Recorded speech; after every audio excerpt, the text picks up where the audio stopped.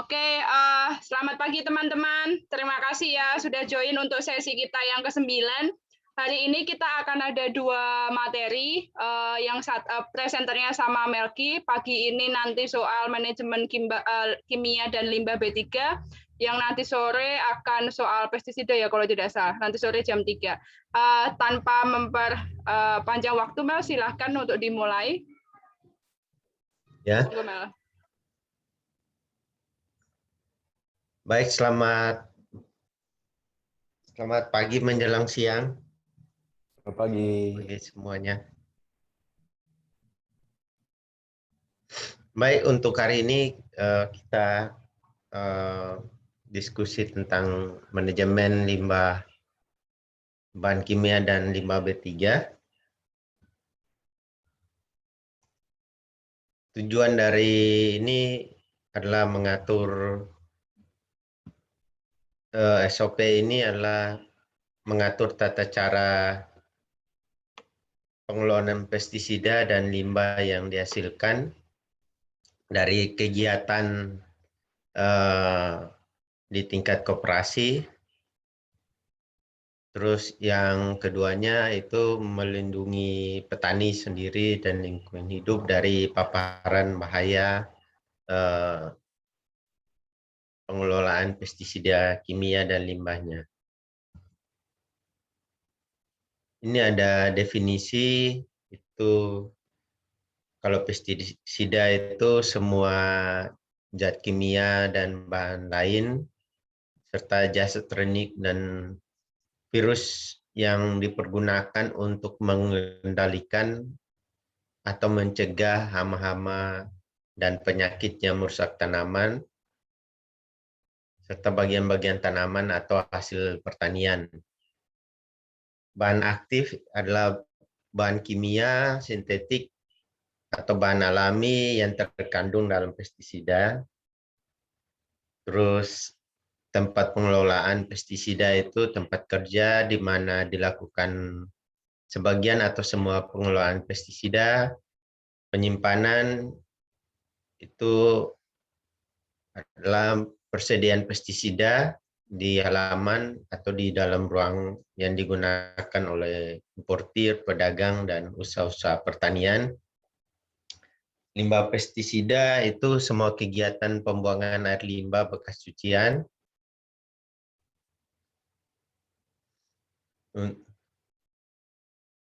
dan kemasan pestisida agar dicegah untuk tidak mencemar lingkungan. Limbah B3 merupakan limbah atau bekas kemasan pestisida, pestisida kadaluarsa, tumpahan pestisida, dan benda-benda lain yang terkontaminasi pestisida yang dihasilkan dari kegiatan operasional pengelolaan pestisida. Ini prosedur operasional. Itu yang pertama itu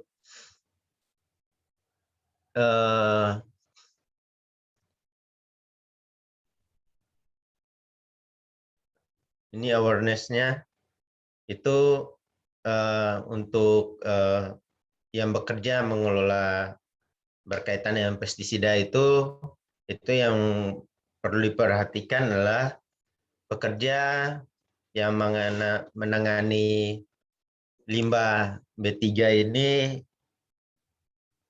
dia 18 tahun ke atas. Itu ada 18 tahun ke atas. Terus yang kedua itu petugas atau orang-orang yang menangani limbah B3 ini itu telah mendapatkan pelatihan atau penjelasan tentang bagaimana menangani korban, paling tidak pelatihan P3K. Yang ketiga, petani ataupun petugas tidak boleh mengalami paparan lebih dari 3 jam sehari dan 21 jam seminggu. Terus selanjutnya petugas yang menangani ini memang harus memakai alat pelindung diri yang sesuai. Selanjutnya, selain memakai alat pelindung diri yang sesuai, terus menjaga kebersihan badan, pakaian, alat pelindung diri, perlengkapan kerja, dan tempat kerja. Jadi ada,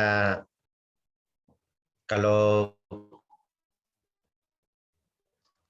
petugas setelah kegiatan harus membersihkan badan, misalnya seperti itu. Yang selanjutnya,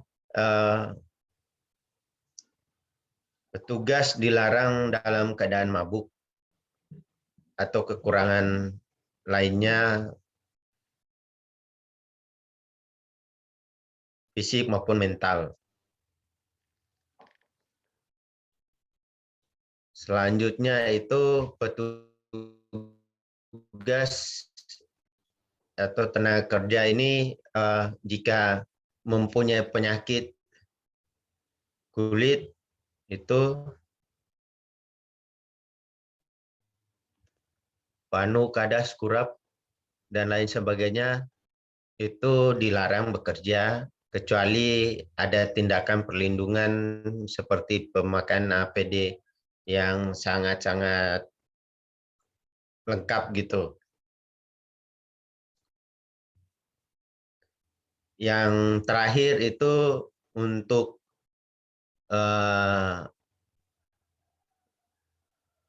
pekerjaan ini dilarang bagi wanita yang sedang hamil dan menyusui.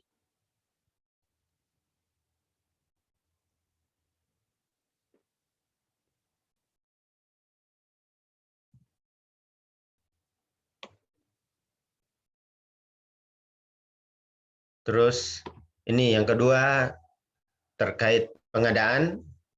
Penggunaan pestisida kimia dilakukan jika tidak ada alternatif lainnya efektif dan efisien secara ekologi, ekonomi, dan sosial. Ini ada pertimbangan, misalnya kalau pengendalian itu bisa memakai cara yang lain selain pestisida kimia, dilakukan dulu pengendalian memakai pestisida kimia. Jika tidak bisa, ya baru diambil langkah untuk memakai pestisida kimia. Yang kedua, itu dalam pengadaan pestisida kimia tidak membeli dan menggunakan jenis-jenis pestisida yang dilarang digunakan. Ya, ini anjurannya bahwa pemerintah telah mengeluarkan petunjuk pestisida yang diizinkan beredar dan diizinkan beredar di wilayah Indonesia. Ini sebaiknya untuk pengadaan koperasi dianjurkan untuk mengikuti izin pestisida yang dikeluarkan oleh pemerintah.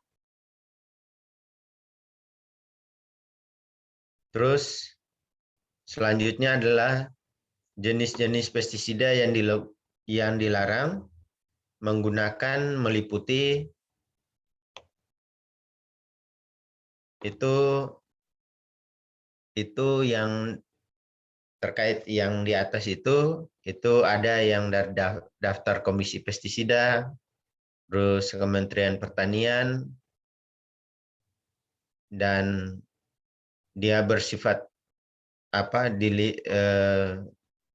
dilihat dia bersifat beracun, mutagenik, karsinogenik, dan dilarang menurut legislasi negara. Misalnya yang terbaru itu itu yang jenis paraquat, itu yang dianjurkan untuk pemakaian sekarang dilarang itu ya untuk jenis paraquat, tapi di lapangan itu masih beredar jenis paraquat.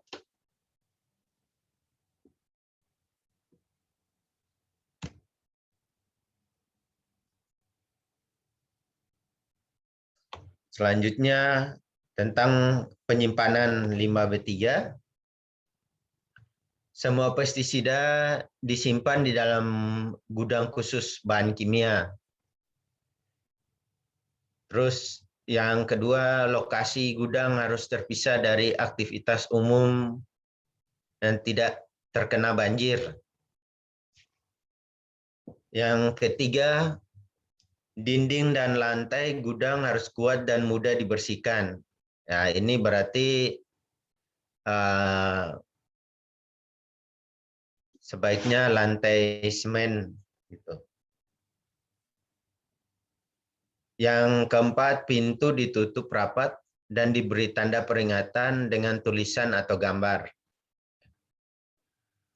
Yang kelima, pintu ditutup. Yang kelima, mempunyai ventilasi, penerangan yang cukup, dan suhu memenuhi ketentuan yang berlaku. Selanjutnya, gudang tersebut harus dilengkapi dengan alat pemadam kebakaran atau sejenisnya.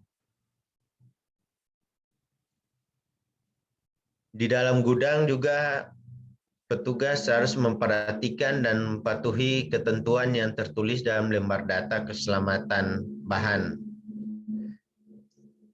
Selanjutnya, pestisida disimpan secara terpisah berdasarkan klasifikasi dan sifatnya, seperti herbisida, fungisida, bakterisida, insektisida, dan berdasarkan sifatnya mudah meledak, beracun, berbahaya. Jadi di dalam gudang tersebut harus ada rak-rak yang dibuat untuk pemisahan sifat dari pestisida tersebut. Selanjutnya, penyimpanan bisa di dalam wadah, kemasan asli, atau desain khusus yang diberi label atau simbol menurut klasifikasinya. Berarti di rak-rak itu ada dibeli limbah tersebut diberi label atau simbol supaya petugas bisa lebih cepat membedakannya. Yang terakhir, untuk mengeluarkan pestisida hanya dilakukan oleh petugas gudang. Jadi pestisida yang di dalam gudang, kalau mau keluar untuk untuk keluar dari ini hanya dilakukan oleh petugas gudang tersebut.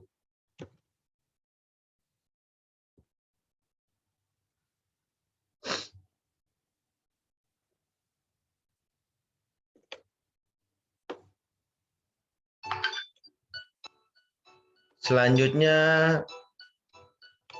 berkaitan dengan pengangkutan.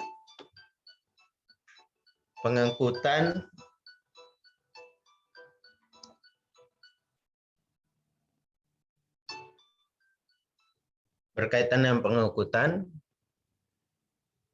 itu unit perawatan atau pemeliharaan mempersiapkan pengeluaran material yang dibutuhkan setiap hari di dalam wadah atau kemasan aslinya yang diberi tanda tangan yang jelas. Yang kedua, pastikan semua wadah pestisida dikembalikan ke gudang setelah selesai bekerja. Jadi setelah ada permintaan untuk pemakaian pestisida, itu Misalnya jerigennya didata untuk dikembalikan disimpan ke dalam gudang.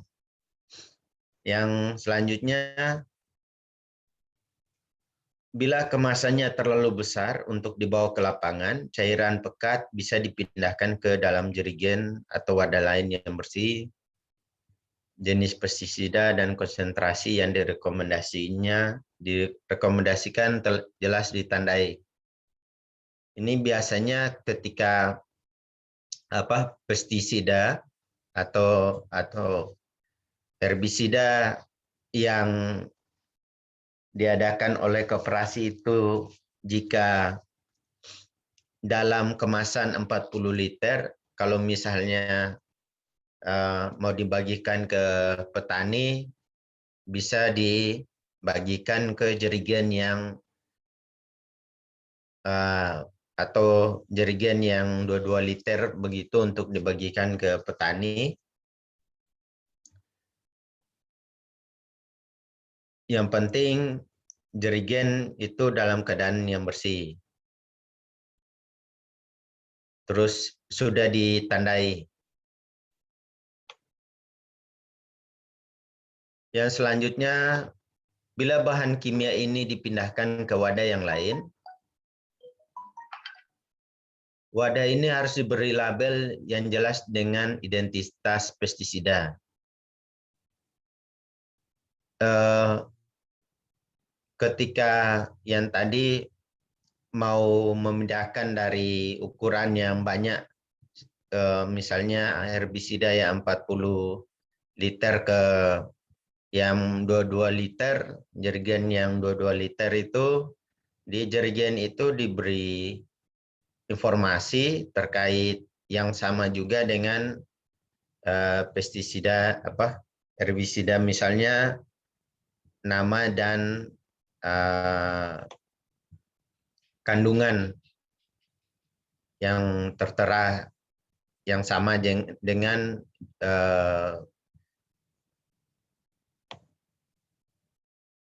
yang jerigen besarnya. Terus pestisida tidak boleh diedarkan atau diangkut dalam wadah biasa yang selalu dipakai pada rumah tangga seperti botol minuman, jerigen, minyak goreng, dan lain sebagainya. Jadi untuk dibagi-bagikan ke dalam jerigen yang kecil, itu dipastikan bahwa jerigen itu adalah jerigen yang dibeli untuk khusus untuk pestisida, bukan dari koperasi meminta supaya petani yang membawanya dari rumah. Ini bisa saja petani akan membawa wadah yang kemungkinan besar dipakai di rumah tangga juga, seperti jerigen bekas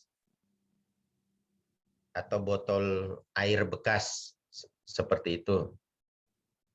Terus gunakan wadah atau alat angkut yang aman dan tidak bocor untuk memindahkan pestisida dari gudang ke lahan. Dipastikan wadah yang disalin dari jerigen besar ke wadah-wadah yang kecil itu, jerigen kecil, itu dipastikan tidak bocor dan agak tahan terhadap guncangan, tidak mudah pecah. Selanjutnya, unit pengangkutan itu layak operasi dan sesuai dengan tata cara pengangkutan. Dilengkapi dengan MSDS atau lembar data keselamatan bahan masing-masing pestisida yang diangkut. Selanjutnya, pengangkutan pestisida dilakukan siang hari. Ya, ini kenapa dilakukan siang hari? Supaya jauh dari kecurigaan orang lain. Kalau malam kan pikirnya itu dicuri, jadi bagusnya siang hari.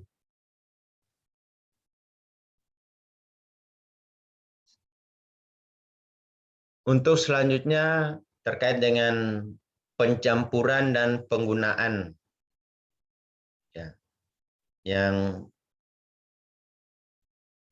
terkait pencampuran pestisida ini itu ketika mencampur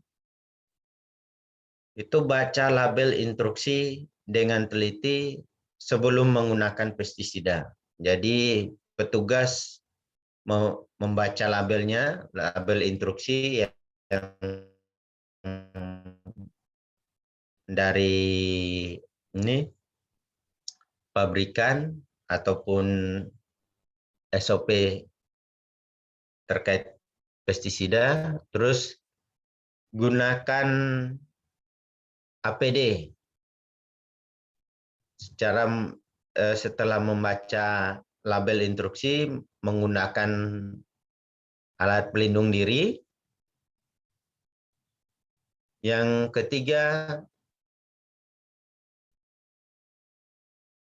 membaca label instruksi untuk tahu dosis yang disarankan. Jadi dosis yang disarankan itu yang diikuti terkait penggunaan pestisida tersebut.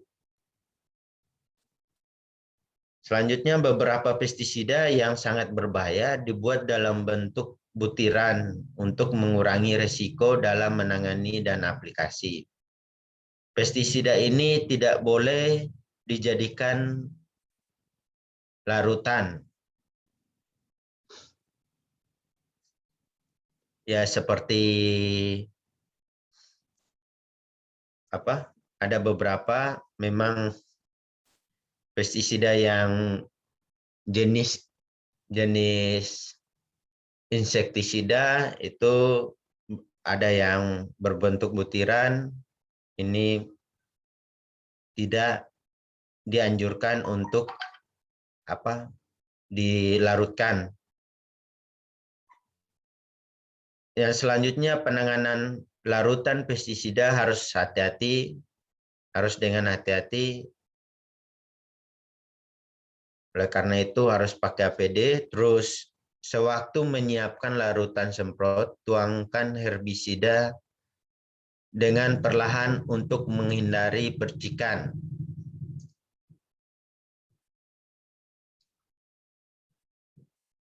Selanjutnya,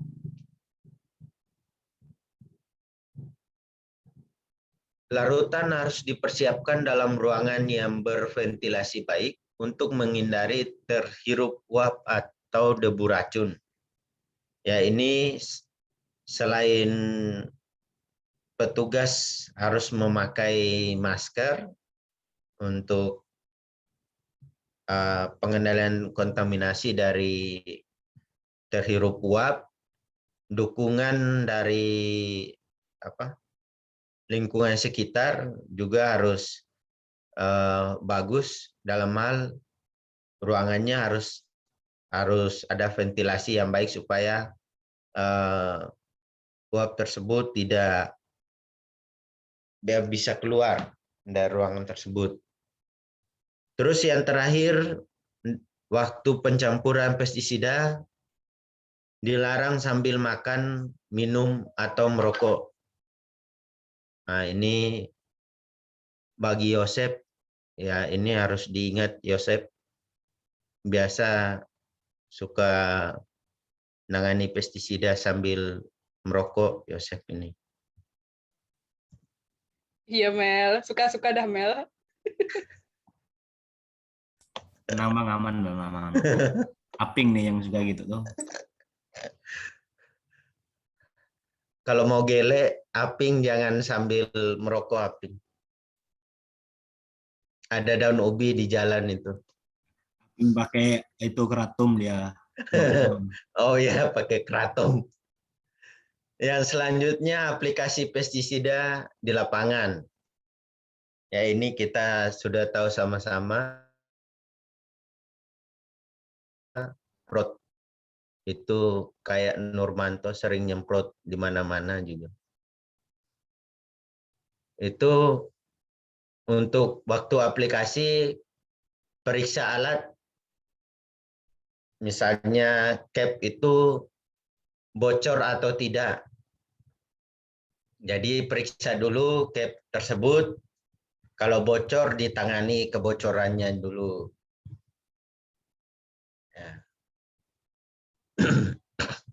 Terus jangan gunakan alat yang bocor. Ya, kalau sudah capnya sudah bocor, jangan dipaksakan karena bisa tumpah kemana-mana cairan pestisida itu.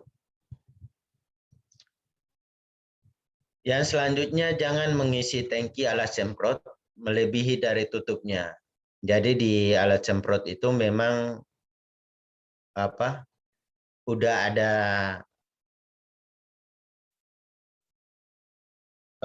petunjuk di, kalau tidak salah itu di sampingnya itu soal literannya itu. Jadi dari di pestisidanya itu kan ada perbandingan, misalnya 200 cc per berapa liter air, itu di tangki semprot juga ada itu di sampingnya. Jadi jangan sampai melebihi sampai penuh. Terus selanjutnya pakai pakaian yang tepat, terutama sewaktu penyemprotan dengan nozzle, karena larutan semprotan mempunyai konsentrasi tinggi dari bahan aktif. Ya, ini penggunaan APD waktu penyemprotan ini harus diperhatikan. Terus penyemprotan selalu sama dengan arah angin dan tidak boleh dilanjutkan bila angin bertiup keras. Ya, ini pas penyemprotan tidak boleh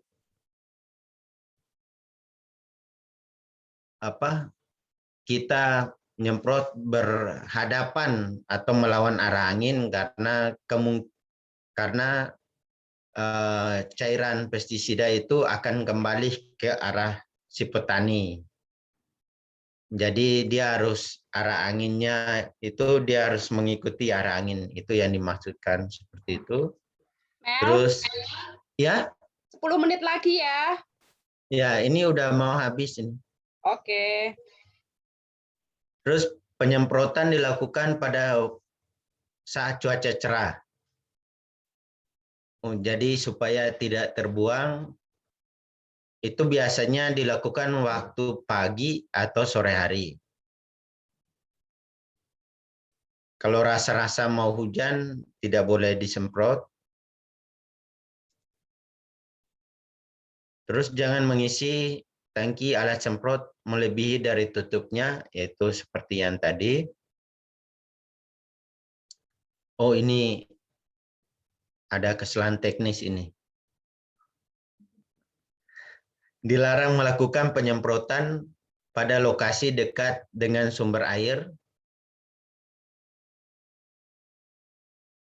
Ini sungai, waduk, danau, saluran irigasi, dan mata air, yakni pada jarak 50 meter. Ini supaya kan pestisida ini dia supaya tidak terkontaminasi ketika nanti hujan, itu kandungan-kandungan ini masih, kalau jaraknya masih jauh, sekitar 50 meter, itu masih terhalang, tidak masuk ke dalam sumber air. Terus tanaman-tanaman produksi yang berada pada radius 50 meter dari sumber air diberi tanda silang dengan cat merah sebagai penanda larangan penyemprotan dan pemupukan kimia. Ya, ini salah satu ini di SOP tentang lingkungan juga itu tentang berkaitan dengan 50 meter dari sepadan sungai itu tidak dilakukan tindakan berkaitan dengan pemberian pestisida ataupun pemupukan kimia. Kita akan memberikan cat merah di lokasi tersebut sebagai penandanya. Pekerja semprot tidak boleh menggunakan mulut untuk mengembus atau mengisap nozzle yang tersumbat. Ya, ini ingat Pak ya, jangan suka sedot-sedot kalau yang tersumbat.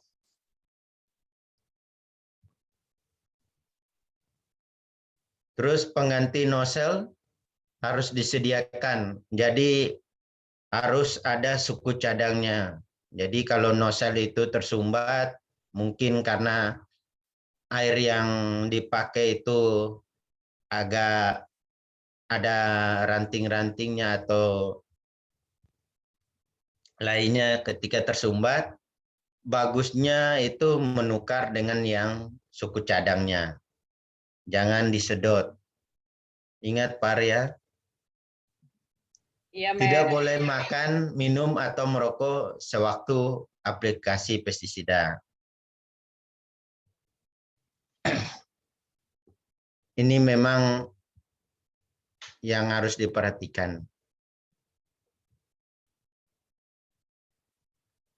Selanjutnya, apa ini? Setelah aplikasi pestisida, itu setelah selesai aplikasi, sebaiknya pekerja, dan memang harus ini, pekerja harus membersihkan diri.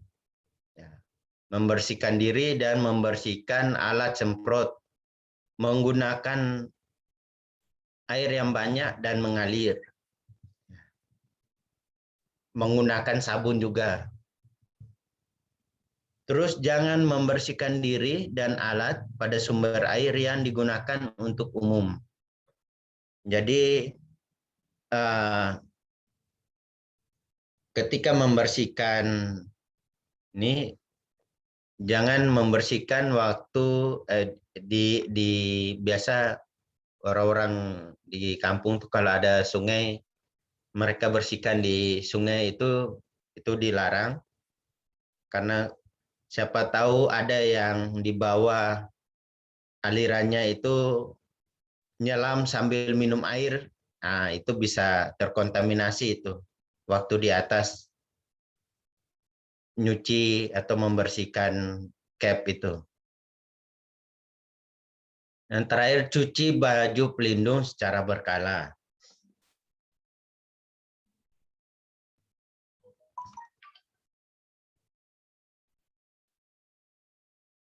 Selanjutnya penanganan limbah pestisida. Pestisida yang kadaluarsa itu dikembalikan ke produsennya. Itu terus kedua, limbah pestisida termasuk limbah B3 tidak boleh digunakan kembali. Yang ketiga, penggunaan kembali kemasan. Kemasan misalnya jerigen bekas Roundup atau Gromozone Roundup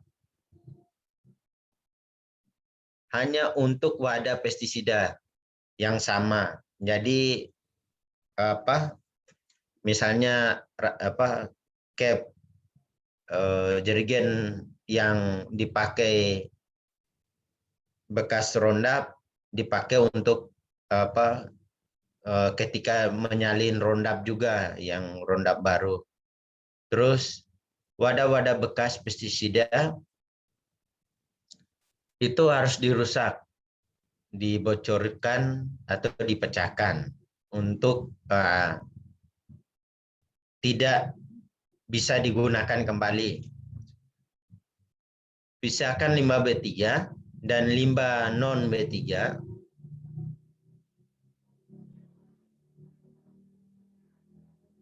dan dikumpulkan di masing-masing lokasi yang sudah ditentukan, misalnya tempat pembuangan limbahnya. Sisa kemasan yang sudah digunakan harus terdaftar di warehouse atau di gudang. Kumpulkan sisa kemasan di TPS limbah B3, kemudian dikelola sesuai dengan persyaratan. Simbol dan label untuk standar penyimpanan. Simbol dipasang di tempat penyimpanan pestisida, simbol sesuai dengan karakter pestisida. Tidak boleh dilepas selama tempat tersebut masih digunakan. Limbah air membersihkan badan pekerja, pencucian alat aplikasi dan baju pelindung, diperlakukan sebagai limbah B3 yang dikelola sesuai dengan perundangan berlaku.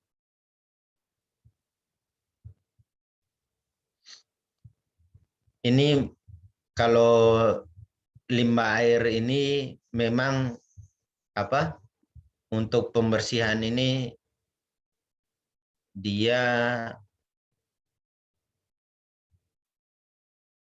kayaknya dibuat lubang itu, kayak lubang saluran. Selanjutnya untuk pendokumentasian. Pestisida yang digunakan harus terdokumentasi dengan jelas dan baik. Jenisnya, jumlahnya, tujuan penggunaannya, jenis bahaya bagi manusia dan lingkungan hidup manusia. Ini maksudnya nanti ada form yang diisi bahwa ini jenisnya pestisida yang dipakai itu apa, jumlahnya berapa, tujuan penggunaannya, misalnya dia kalau herbisida dipakai untuk pengendalian gulma, terus jenis bahaya bagi manusia dan lingkungan hidupnya. Limbah pestisida yang diperoleh harus terdokumentasi dengan jelas jenisnya, jumlahnya dan cara-cara penggunaannya. Register limbah B3 dan rangkuman register. Jadi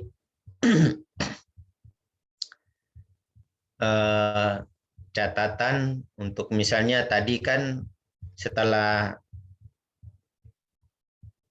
jerigen-jerigen itu dipakai, itu harus dikembalikan supaya terdokumentasi dengan baik untuk disimpan.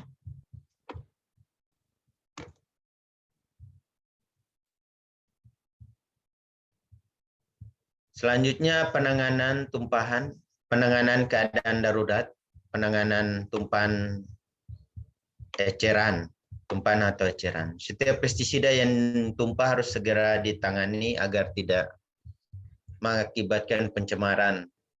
Ya, ini harus dibersihkan. Terus untuk pestisida berbentuk butiran atau padat bisa dibersihkan menggunakan sapu. Terus dibuang ke TPS. Untuk pestisida yang berbentuk cairan bisa dibersihkan dengan menggunakan pasir atau serbuk gergaji.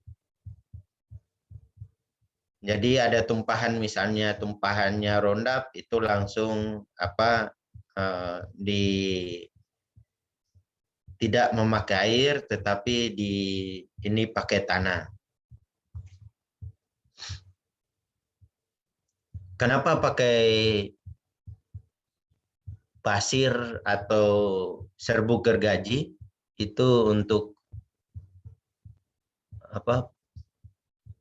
penanganannya ini kalau tidak salah itu perlakuan seperti ini, memakai pasir, serbuk gergaji, atau ini akan menetralkan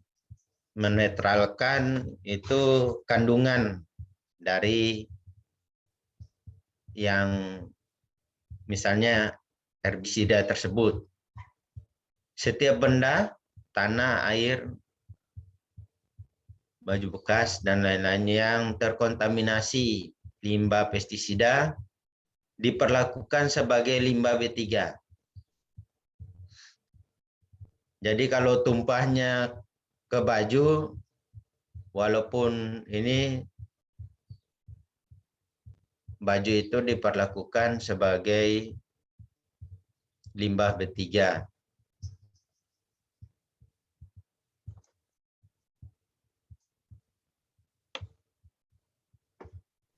Udah belum, Mel?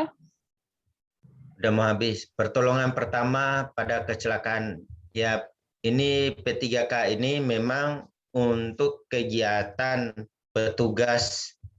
Ini memang harus dilakukan pelatihan mengenai P3K. Yang pernah untuk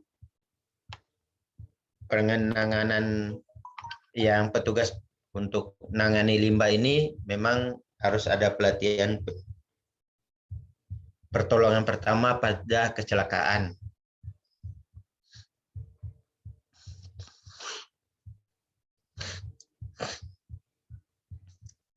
Hindari menghirup dan kontak langsung dengan pestisida setiap saat. Itu adalah memang yang tadi harus pakai APD. Jika terjadi kontaminasi atau gejala keracunan pestisida, kalau untuk yang terkena kulit dan mata, bilas dengan air bersih sekitar 15 menit. Air bersih air yang mengalir, jadi dibiarkan terkena mata atau kulit yang terkena pestisida selama 15 menit. Lepaskan pakaian korban bila pestisida terkena pakaian. Kalau korban, jika tidak sengaja korban itu menghirup pestisida dalam bentuk gas, segera bawa korban ke area terbuka agar menghirup udara segar. Selanjutnya, laporkan ke dokter atau tenaga medis nama pestisida dan bahan aktif yang digunakan juga harus dilaporkan. Terus gejala-gejala umum dari keracunan itu pening, mual, muntah.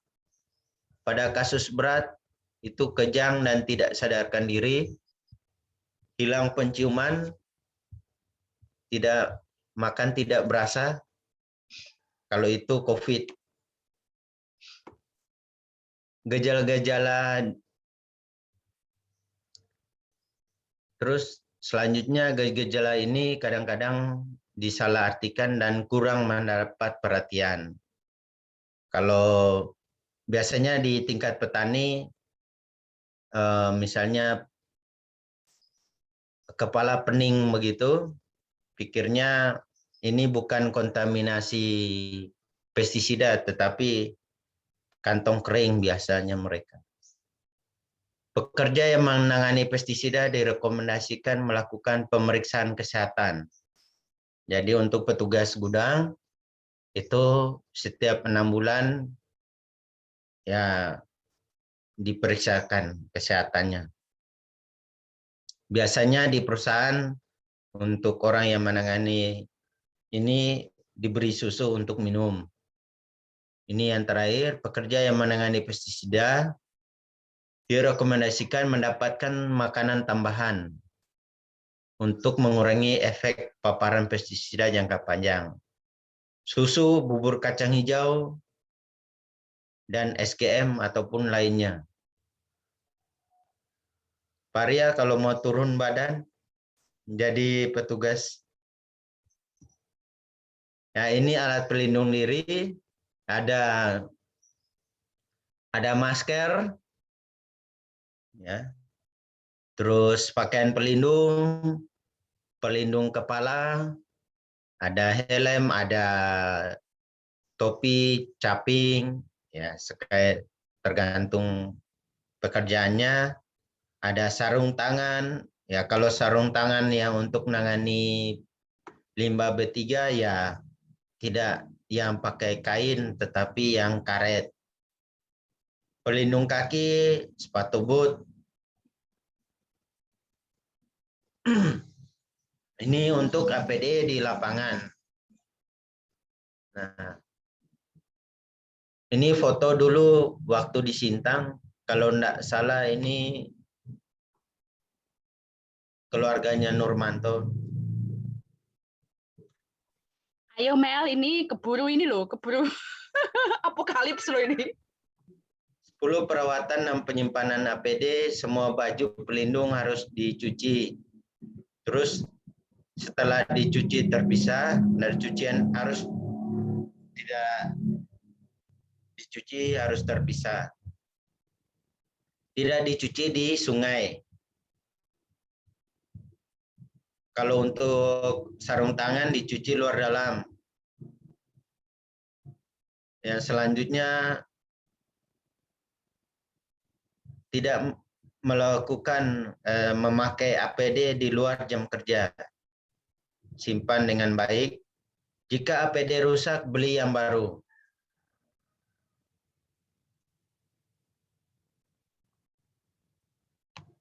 Terus monitoring dan evaluasi. Monitoring dilakukan mulai dari tahap perencanaan, pelaksanaan, dan setelah kegiatan pengelolaan pestisida dilakukan. Evaluasi dilakukan setiap mau 3 bulan, 6 bulan, atau tahunan.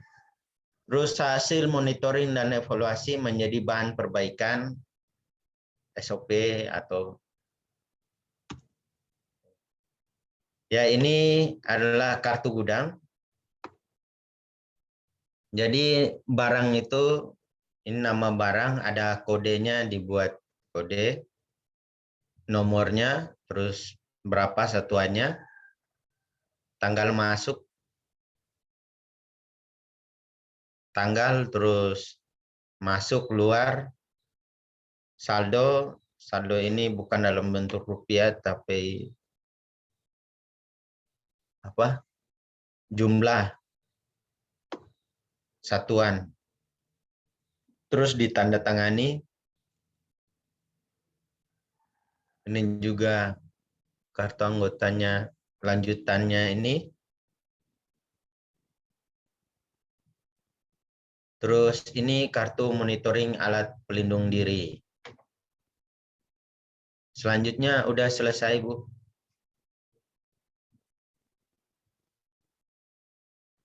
Oke Mel, sejak kapan ya saya jadi ibu-ibu anyway.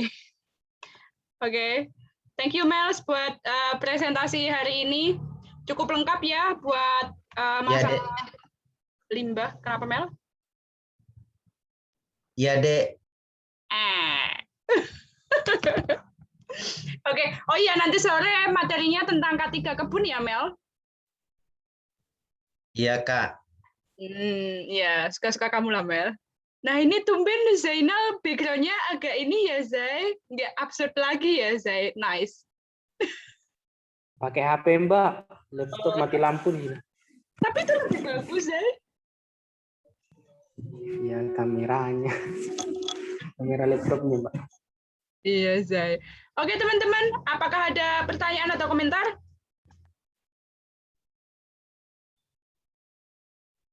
Sepertinya Om Arya sedang berpikir untuk mungkin mencerca atau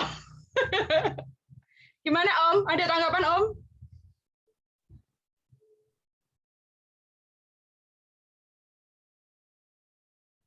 Nggak ada suaranya, Boy. Nggak ada suaranya. Wah, ini gantian earphone-nya Mas Arya nih, udah harus lem biru nih. Belum ada. Nah, ini ada nih. Kabelnya putus ini. Sambung dong, sambung lagi. Tes. Nah, udah. Ada komentar nggak, Om? Belum ada. Oke. Bagaimana teman-teman? Ini pertanyaan buat Melki dan yang lain juga sebenarnya ya. Untuk merefleksikan bagaimana penerapan kita untuk topik ini, limbah sama limbah pestisida sama B3. Yang pertama adalah ini kan kalau konteksnya terpusat, baik pengelolaan maupun pengadaan, mungkin menurut saya ya, mungkin masih bisa diatur nih, masih bisa diatur. Nah, tapi kalau prakteknya tidak dikelola secara terpusat oleh koperasi atau kelompok tani, misalkan di siapa masing-masing pekebuni mereka beli sendiri, pakai sendiri, habis itu ya udah, habis itu tidak ada ininya, meskipun kita tadi ya ke setiap kali pengajaran kita infokan, tapi belum tentu akan diterapkan gitu kan. Jadi hasil penyimpanan mereka mungkin begitu beli dari toko, mungkin pakai nggak langsung habis, simpan di rumah atau apa gitu. Nah, apakah memang akan seperti itu? Nah, kalau kondisi lapangan saat ini apakah memang seperti itu? Jika tidak ada koordinasi terpusat, maka akan susah nih untuk penanganan dan pengelolaannya. Itu yang pertama. Terus kedua, tadi kan kalau setahu saya kan Indonesia ini buruk sekali ya untuk pembuangan limbah B3-nya gitu. Nah, di materi Melki itu kan hanya penanganan kalau ketika di lapangan gitu kan, baik terkena atau misalkan terkena ke peralatan atau maksudnya ke pakaian segala macam atau ke orang, bagaimana penanganannya. Nah, tapi kalau pasca tadi misal pakaian sudah kena limbah B3, kena pestisida, cairan segala macam, dan itu dianggap sebagai limbah B3, lantas pembuangannya gimana? Dibakar kah, atau di apa kah gitu, atau tetap aja ujung-ujungnya ketika pembuangan sampah, campur aja semua jadinya, begitu juga, atau gimana? Itu kayaknya tadi belum ada disinggung tentang pasca dianggap sebagai limbah P3, penanganannya seperti apa. Dua hal itu sih mungkin bisa sebagai materi diskusi juga, Bu, bukan hanya untuk Melki.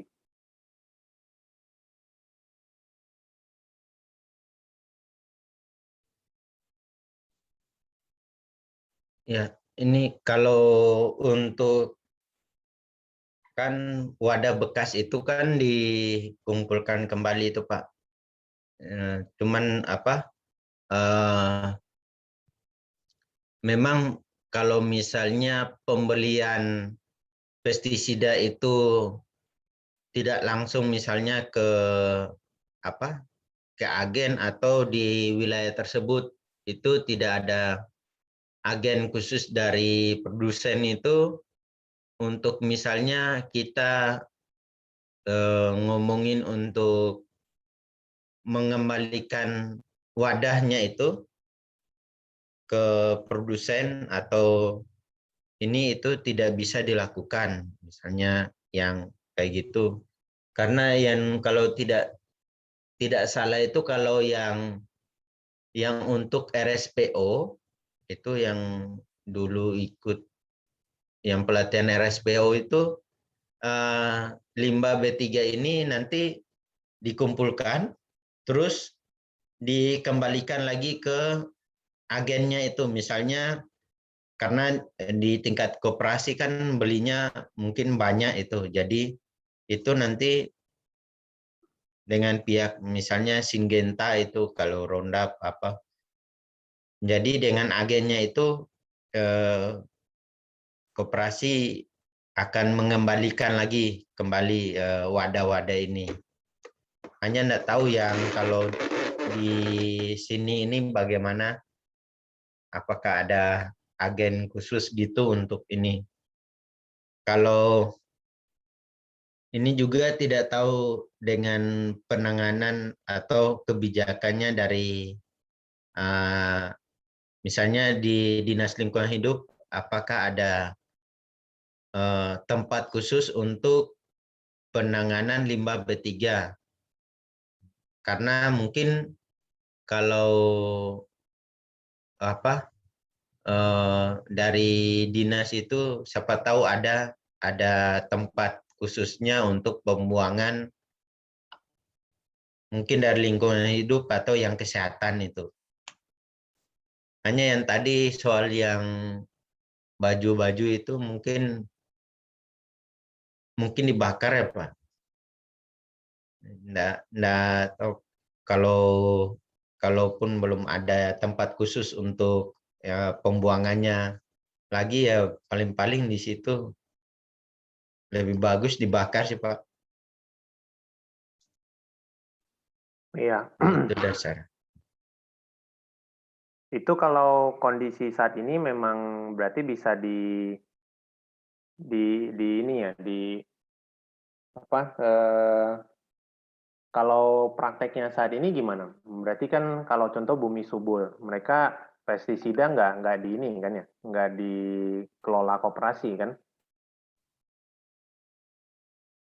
Itu kalau nggak salah ada pengadaannya Pak. Ada pengadaan juga. Pengadaannya. Ya, hanya jerigennya itu kayaknya masih ada itu di gudangnya Mas Yon. Jerigen wadahnya yang besar yang 40 liter itu.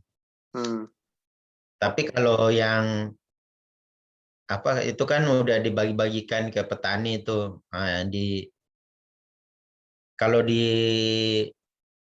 sini ini yang dikhawatirkan tadi itu Pak, yang memang wadah-wadah yang kecil itu kan dari para petani jadi mungkin sama juga dengan tempat-tempat yang lain. Kalau misalnya itu wadahnya bekas untuk apa pestisida yang jenis yang herbisida yang 4 literan itu kan misalnya 4 literan itu memang petani di sini ada pakai Pak. Mereka biasanya taruh direndam dulu pakai sabun terus di apa pakai air panas lagi. Kadang-kadang ada juga yang pakai untuk wadah yang minum itu. Jadi itu aja yang takut kalau ini lagi Pak. Hanya mungkin dari kita mungkin untuk penyadarannya mungkin harus ada baliho Pak yang dipasang mungkin untuk kalau mereka lewat-lewat kebun itu yang lihat begitu mungkin lambat laun juga akan ini sendiri mengerti gitu Pak.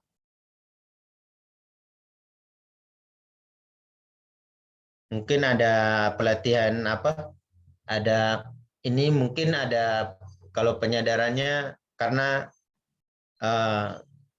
yang ini mungkin bisa masuk ke dalam yang GAP-nya kita tentang bahaya paparan dari penggunaan barang bekas pestisida ini.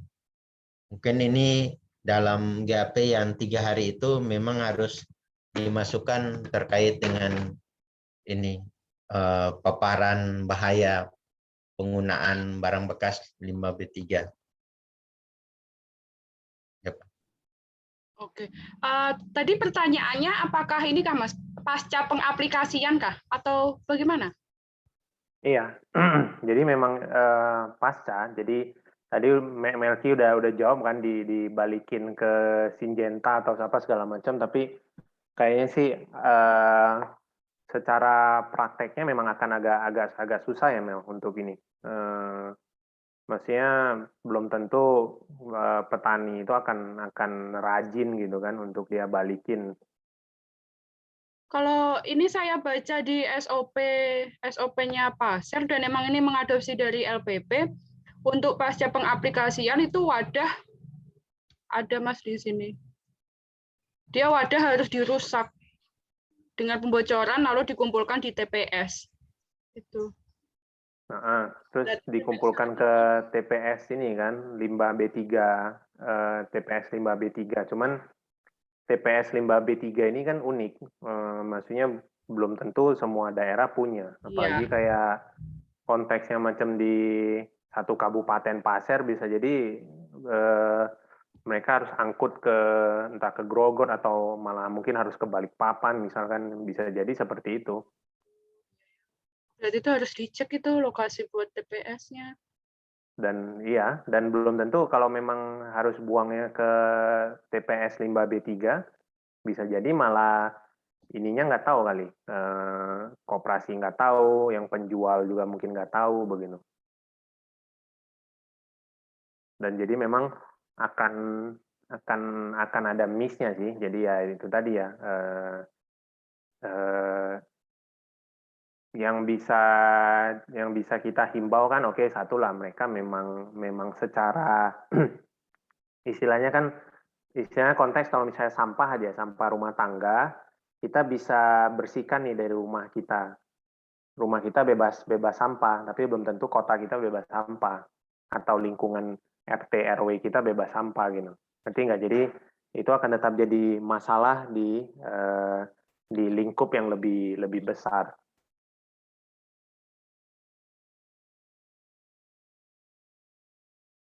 Tapi nggak apa-apa ya, minimal dari kita mesti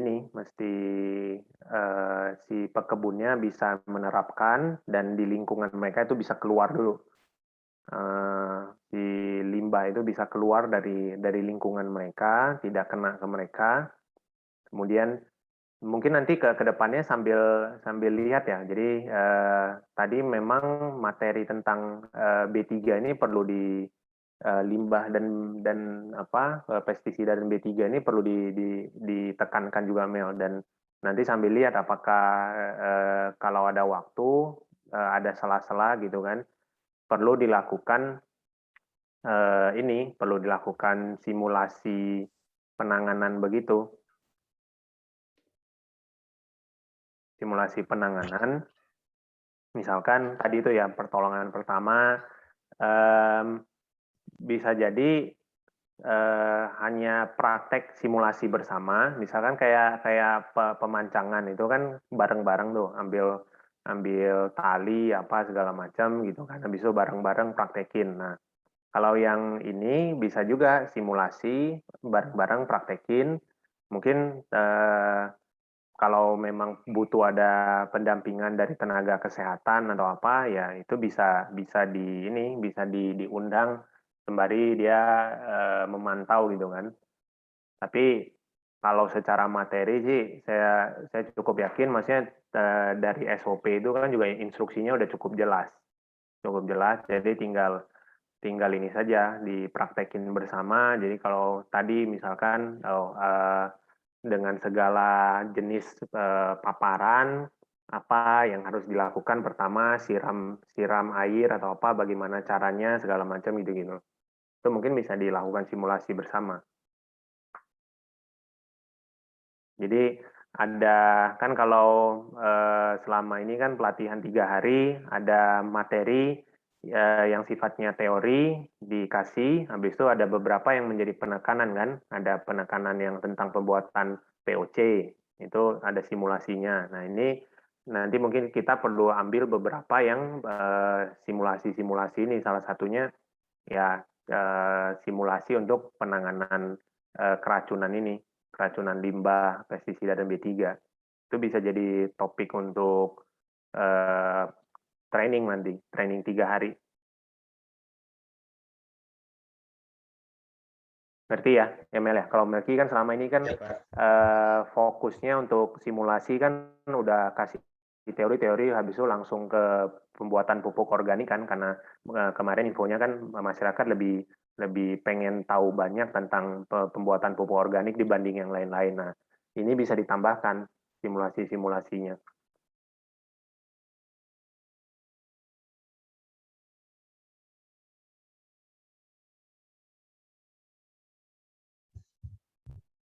Ya Pak, nanti pas pelatihan nanti Pak Arya yang jadi pasiennya, Pak. Abot, Mel.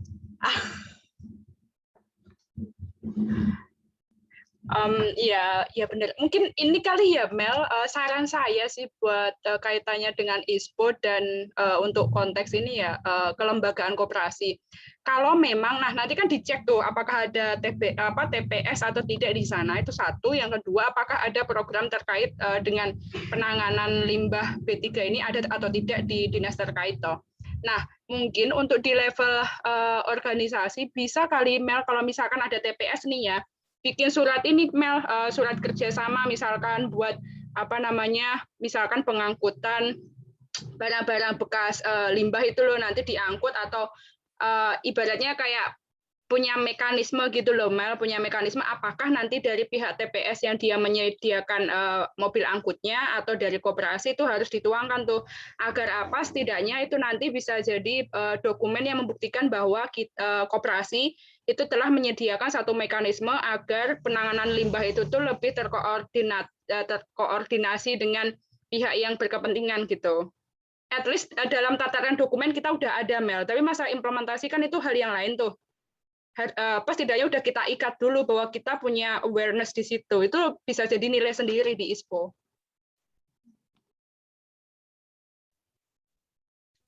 Ya memang tadi dari isi SOP ini itu ada penekanan terhadap misalnya petugas telah mendapatkan pelatihan P3K, terus yang makanya kita masukkan ke ini kan pelatihan yang 3 hari ini, ataupun bisa karena ini misalnya dari SOP ini ada beberapa SOP yang penekanan juga terhadap syaratnya terhadap harus diadakan pelatihan, misalnya kayak K3 itu kan kita juga harus mengadakan pelatihan yang terus kebakaran itu juga. Nah, ini tadi juga di SOP ini juga harus ada penekanan pelatihan. Apakah kita memasukkan ke yang 3 hari atau pelatihannya hanya ruang lingkupnya terhadap petugasnya saja, tapi ambil dari beberapa desa yang sudah kita dampingi gitu. Itu gimana Pak? Simulasinya ini aja nanti Mel, untuk kan kalau untuk materi kan mengenai petugas yang terkait dengan pestisida ini kan sebenarnya ketika kita informasikan tentang ini kan di dalam GAP itu sebenarnya sudah termasuk materinya. Jadi tinggal tambahkan. Jadi di dalam GAP secara teorinya bisa diinfokan tentang limbah tadi ini, dan kemudian lakukan simulasi. Ya mungkin ya simulasi sederhana saja. Jadi nanti bisa diidentifikasi kan ada berapa tingkat tadi sesuai materi Melki kan ada berapa tingkat keterpaparan, mulai dari misalkan kalau kena yang ringan itu cukup dicuci air atau apa gitu kan. Nah kalau udah sampai mual, muntah, bagaimana penanganan pertamanya, habis itu sampai kalau misalnya tidak sadarkan diri, misalkan bagaimana penanganannya begitu.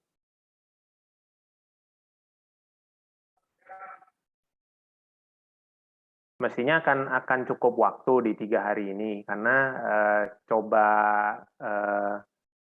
satu kalau dengan pekebun ya, jadi kita cukup cepat saja kalau menurut saya. Contoh kayak informasi detil-detil, misalkan bahwa kita infokan untuk untuk pestisida ini penyemprotan 1 hektar itu berapa HK gitu. Nah itu menurut saya sih ketika pelatihan nggak usah diinfokan, nggak usah disampaikan. Jadi itu cukup nanti ketika mau dilembagakan sebagai satu SOP.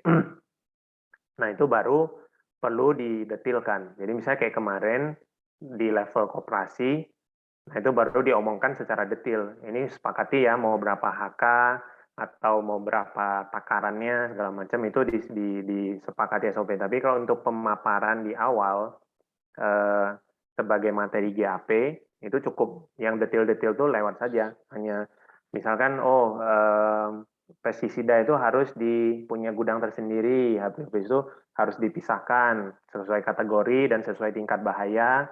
Misalkan bisa terbakar, bisa bisa meledak atau bisa segala macam. Habis itu kategori herbisida. Nah itu udah cepat seperti itu. Jadi usahakan materi setiap kali pemberian materi itu ya kayak kita sekarang aja maksimal 30 menit. Habis itu udah diskusi sejam. Kalau udah nggak ada yang bertanya, bisa lanjut dengan kalau ada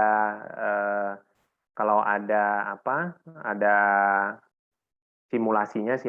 Misalnya saya ingat dulu kan kalau nggak salah pestisida begitu kan simulasinya kan adalah dengan air ditetesin tinta atau apa gitu kan, kontaminasi jadinya.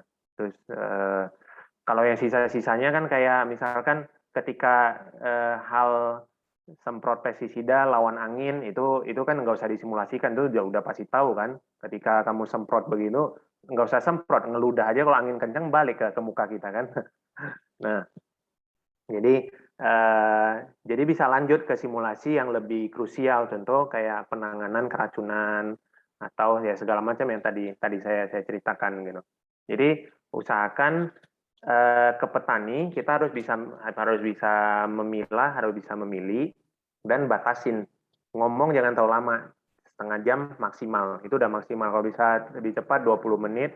Habis itu contoh misalnya kayak materi panjang kan, kayak yang punya Linda misalkan pengendalian OPT. Ya kita bisa langsung sebutkan misalnya garis besarnya apa gitu kan, garis besar hama itu OPT ini terbagi menjadi misalkan ada dari aspek hama ini gitu, kemudian ada penyakit ini bagaimana penanganan, udah langsung selesai. Habis itu kalau mau langsung praktek tuh bikin pheromone trap atau gitu kan, praktek untuk sensus atau apa gitu aja. Nah, detail-detailnya bahwa kumbang tanduk nanti perlu dikasih zat kimia ini atau segala macam, ulat api perlu dikasih zat kimia ini, masa hidup segala macam itu lewatkan aja menurut saya. Karena kita infokan juga, jadi kita harus menimbang nih, ketika kita kasih informasi itu bakal nempel nggak bakal bermanfaat nggak? Kalau bermanfaat, habis itu bakal diingat nggak? Nah, kalau misalkan 2 ini saja sudah nggak ada, udah lewatkan gitu. Contoh kayak misalkan kalau dengan Evo begini ya di materinya Linda tetap perlu ditulis misalkan masa hidupnya si ulat api ini, larvanya sekian banyak, telurnya sekian banyak, masa hidup secara larva habis itu segala macam. Nah itu perlu. Tapi kalau ke pekebun itu lewatkan saja, karena pekebun juga nggak mungkin satu infokan akan nambah waktu, kemudian habis itu bikin bingung kan. Dia jadi harus ingat, si ulat api ini ada telurnya sampai berapa ribu masa hidup, dan itu juga jadinya akan hanya selewat aja, nggak akan diingat sama sekali sama dia. Nah jadi topik-topik begitu itu bisa langsung dilewat, jadi habis itu perkuat di ini aja, di simulasi, di praktek begitu.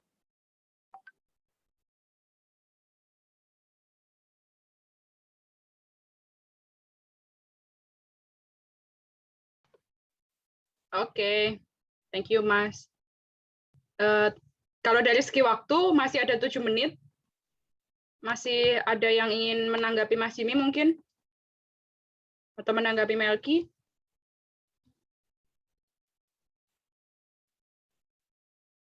Tidak ada. Oke, mungkin bisa dicukupkan kali ya, Mas? Oke. Oke, teman-teman, kalau memang tidak ada tanggapan lain, Sinyal saya agak down. Oke, sinyal saya bagus nggak ya? Nanti sambil tolong dicatat Gembrang, kita coba nanti ada satu sesi mungkin bikin tabel gitu kali ya, bikin tabel. Jadi ada kalau memang bisa ya, jadi kan setiap dari pembahasan begini kita coba catat apa kisi-kisinya kan. Contoh misalkan jadi memang ada materi, kemudian ada nggak tahu Kak, kalau misalnya bisa ada kisi-kisinya, misalkan kayak contoh hari ini kan apa yang paling pentingnya, aspek-aspeknya begitu kan. Apa sih kalau misalnya di dalam silabus itu semacam tujuan pengajaran atau apa gitu ya.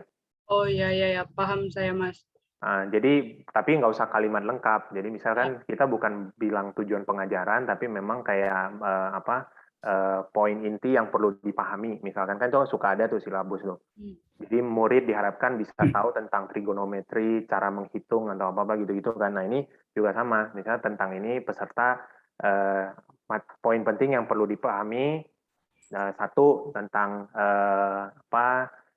jenis pestisida, kemudian bagaimana penanganan apa gitu. Jadi udah habis itu nanti tabel berikutnya. Jadi dengan ada penabelan begitu, kita bisa tahu ini mana yang bisa ada materi simulasinya, mana yang memang tidak bisa ada materi simulasinya. Contoh kayak penanaman kacangan gitu kan, itu nggak bisa ada materi simulasinya kan. Iya. Artinya materi simulasi ya mungkin ya tanam MB bersama kan juga nggak perlu gitu. Jadi dengan kondisi begitu kita bisa tahu nih mana materi yang bisa ada penekanan simulasinya, mana yang cukup teori, atau malah yang bisa digabungkan dengan beberapa materi lainnya bersamaan begitu. Itu buat hari ini kah Mas? Ini udah jalan ke berapa ya? Ini sudah ke-9. 9, ada sisa berapa lagi? 8 lagi ya? 8. 17 kan? Iya. Jadi boleh deh coba dari kan sambil 9 materi ini kita coba bikinkan tabelnya dulu. Jadi biar sore ini bisa dibahas nih. Jadi setiap pemateri yang kemarin tuh dia bisa kasih masukan gitu kan. Jadi biar nggak terlalu banyak juga. Mungkin biar lebih efisien aja sih Mas, mending gini. Ini kan masih ada waktu kan sampai nanti sore. Nah, nanti teman-teman yang kemarin sudah presentasi ditulis aja tuh kisi-kisinya kan. Maksudnya nanti kirim ke saya, baru nanti pas sore nanti kita sesinya adalah bahas dari yang udah disarankan teman-teman yang disampaikan lewat WhatsApp gitu. Oke, karena nanti kalau baru menyampaikan di sore nanti, saya pikir itu takes time. Jadi mending nanti WhatsApp, nanti saya collect, nah nanti baru sore nanti dibahas. Itu aja. Oke, mungkin ini kali ya. Jadi sebagai gambaran, misalkan nomor ini topik, habis itu apa tadi? Key point mungkin Mas. Ya, poin, ya bolehlah poin utama. Terus apa Simulasi. namanya? Materi simulasi. Itu kali ya, 3 hal ini. Ya. Habis itu topiknya tentang apa? Misalkan kan yang pertama kan pembukaan lahan. Poin utama dia mesti tahu tentang apa tuh. Itu. Jadi habis itu materi simulasinya bisa apa? Mungkin itu tadi ya, teknik pemancangan. Apalagi misalkan teknik pemancangan, nah nanti bisa dirapikan nih. Habis teknik pemancangan apa-apa, nah nanti baru kita diskusikan, kira-kira jadi simulasi ini kalau diambil kan semestinya dari poin-poin utama ini, apa yang dirasakan ini istilahnya kan satu, mulai kalau berjalannya ya, pembukaan lahan, ini topiknya kan ada banyak nih. Nah, kita coba sarikan. Ada beberapa poin utama yang penting. Entah 3, entah 4, entah 5 gitu kan. Nah, dari poin utama ini, si pemateri atau mungkin nanti kita diskusikan merasa ada 1 atau 2 poin dari sini yang perlu benar-benar dipahami sehingga itu perlu disimulasikan. Nah, inilah yang akan masuk di materi simulasi. Nah, nanti poin yang baris ketiga mungkin tentang keterangan tambahan misalkan. Misalkan ini dijelaskan atau dijelaskan secara cepat saja atau apa ya, tergantung kalau masih perlu informasi seperti ini atau bisa di skip. Misalkan tentang ketika tentang penanaman kacangan atau apa kemarin tuh perbenihan misalkan. Perbenihan misalkan bisa di skip misalkan atau bisa dilewati karena atau bisa digabungkan lah kita anggapnya bisa digabungkan dengan materi lain karena pekebun kan tidak melakukan perbenihan. Jadi dia gabungkan saja dengan materi apa misalkan kacangan. Jadi sekaligus jadi ada 17 bukan berarti akan lantas jadi 17 pertemuan ketika dengan pekebun itu. Jadi ada beberapa topik-topik yang tidak ada relevansi yang kuat terhadap pekebun, itu gabungkan saja. Kemudian ada materi yang mungkin rasanya sangat berkaitan erat, itu bisa digabung. Nanti ini yang kita coba bikin tabel summary begini. Ya, kayak ekstraksi dari materi kan, Mas, nanti. Iya. Ini saya kasihan Mas Arya sampai ngelihatnya dekat sekali buka kacamata.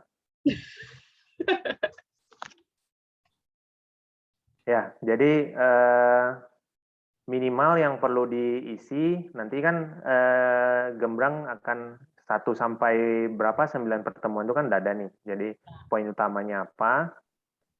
Teknik simulasi, materi simulasi. Nah, ini keterangan nih nanti ini terakhir aja. Ini nanti baru kita isi bersama atau kita lihat nanti mana yang bisa digabung atau mana yang bahkan kalau memang sangat tidak penting misalkan bisa di-skip. Itu hanya sebagai materi diskusi saja, diskusi informal dengan pekebun begitu. Misalkan kayak perbenihan itu saya rasa sih cukup akan jadi ilmunya kita misalkan. Jadi ke pekebun kalau mereka tidak melakukan perbenihan ya itu bisa di-skip sama sekali begitu.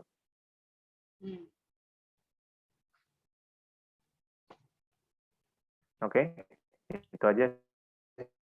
Jadi mungkin itu ya. Satu lagi ini yang harus diisi Gembrang berarti ya. Kemarin nanti yang harus kita lihat juga di ininya. Apa itu namanya?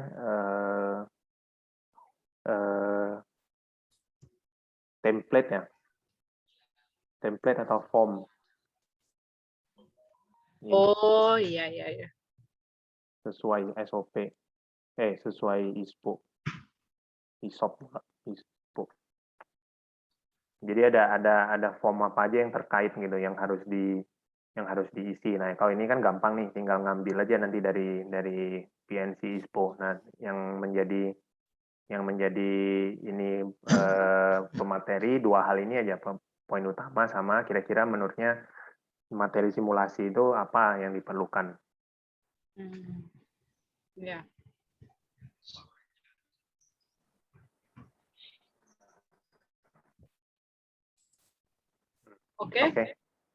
Oke, bisa saya close, Mas? Ya. Oke. Oke, makasih semuanya. Oke, makasih ya semuanya atas partisipasinya. Melki, terima kasih buat materinya. Buat teman-teman yang kemarin sudah presentasi, minta tolong ya yang tabel 2 tadi terkait dengan poin utama sama materi simulasi untuk dikirimkan ke saya usulannya. Nanti saya kolek. Nah, untuk sisa bagian formulir itu nanti bagian saya. Oke, makasih teman-teman. Selamat pagi semua. Jaga kesehatan ya. Mari semua. Terima kasih. Pagi semua.